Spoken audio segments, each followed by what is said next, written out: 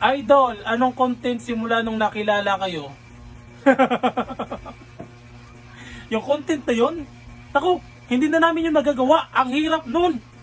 Tapos ngayon, Nakalibog sa utok mga oh, budget. napakahirap, napaka-stress nun. Tapos ngayon, gusto nyo ipagawa sa amin? Gusto nyo makita? Ha? Akala nyo talaga gano'n lang kadali gawin? Relax. Bounce challenge. If we were broke up, we never went down. When it was showing and now we're never broke up.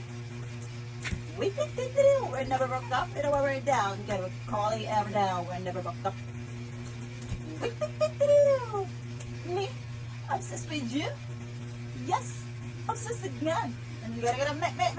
And you gotta get a never was somebody. You gotta get a me. You gotta get a I don't know what's somebody.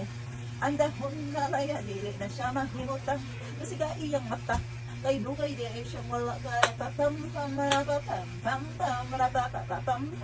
Laku yung tiyan na sa dalang gana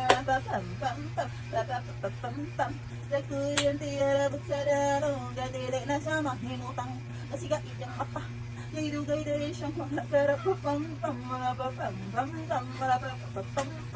Laku yung tiyan na sa dalang gana atik-ating wala arabara yan ting tarang kwenta ting tarang gay asing at simpuin ara barangay ting tarang ting tarang tang body get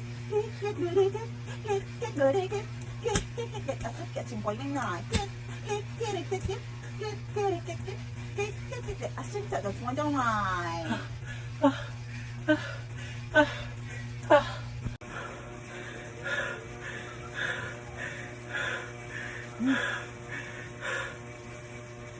Diyan po kami unang nakilala mga kalubadget.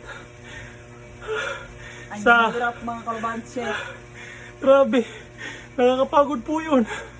Kaya po kami tinawag ng low budget kasi yung mga music namin dati pag sumasayaw kami, si Mrs. yung kumakanta. Siya sayaw. Yes, kaya po tinawag kaming low budget.